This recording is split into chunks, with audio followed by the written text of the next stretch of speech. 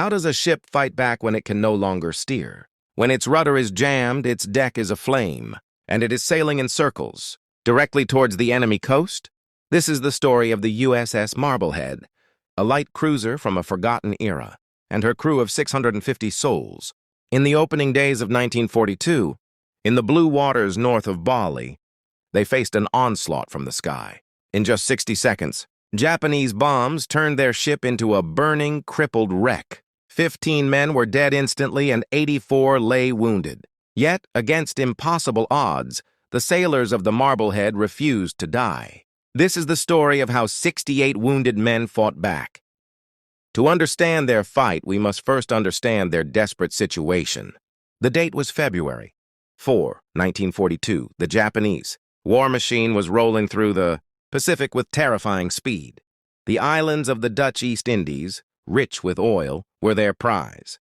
Standing in their way was a small, hastily assembled multinational force known as ABDA, American, British, Dutch, Australian. They were outnumbered, outgunned, and critically out of the air. The USS Marblehead was one of these ships.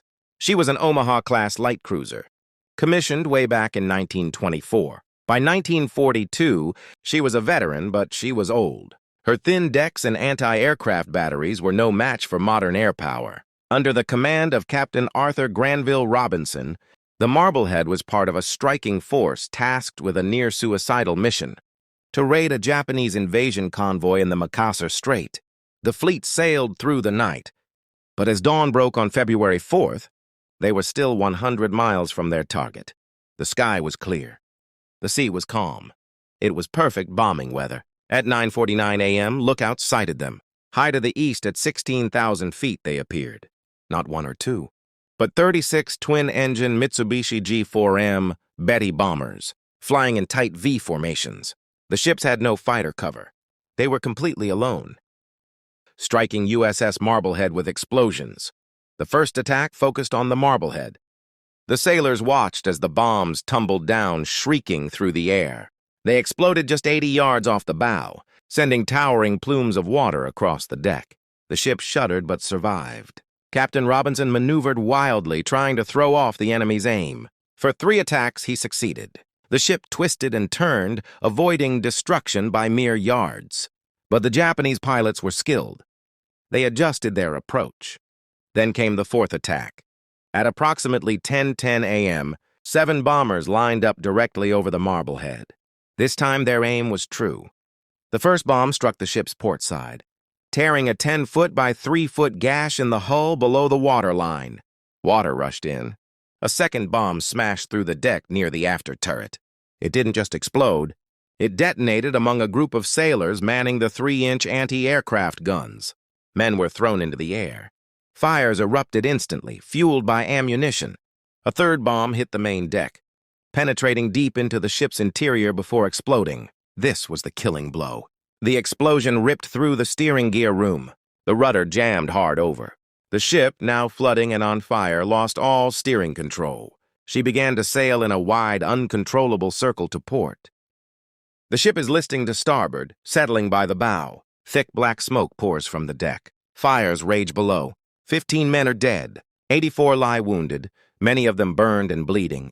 And to make their nightmare complete, the USS Marblehead is now steaming in a giant circle, a circle that is taking her directly towards the Japanese-held coast of Borneo. If they continued on this path, they would be easy prey for Japanese surface ships or grounded on enemy shores. The order to abandon ship was on the tip of every tongue, but Captain Robinson refused to give it. With the rudder jammed and the helm useless, how do you steer a 7,000-ton cruiser? The answer came from the engineering department. They would have to steer with the engines. This was a desperate, unorthodox maneuver. By increasing power on one shaft and decreasing on the other, they could generate enough force to counteract the jammed rudder and push the ship in a straight line. But this required perfect coordination and split-second communication between the bridge and the engine. A room that was filling with smoke and casualties. This is where the 68 wounded men fought back. Despite their injuries, the men in the engine rooms stayed at their posts. They worked in choking fumes, ignoring third-degree burns, to adjust throttles manually. On the decks, Wounded sailors formed bucket brigades to pass water for the fires, unable to use the damaged pumps.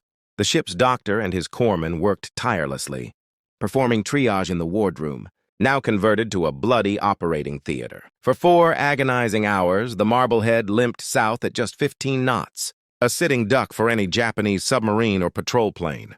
The crew used canvas and mattresses to plug the holes in the hull. They jettisoned heavy equipment to stay afloat. They fought the fires until their hands were raw. By nightfall, they had reached the safety of the Lombok Strait.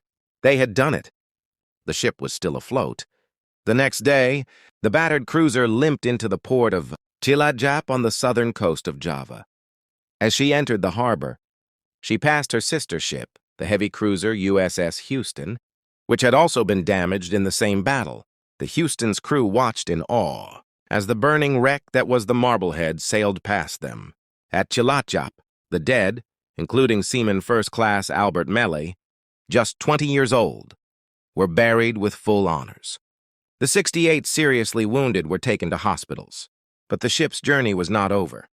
Unable to be fully repaired in Java, the USS Marblehead undertook an epic 90-day journey halfway around the world.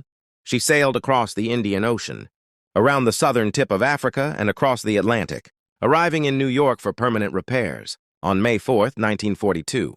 The crew's determination did not go unnoticed.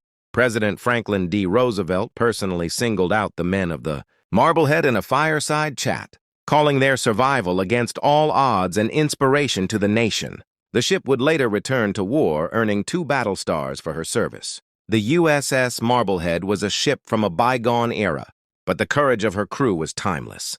When faced with certain death, they did not surrender. They fought. They steered with their engines. They patched holes with their hands, and they refused to let their ship die.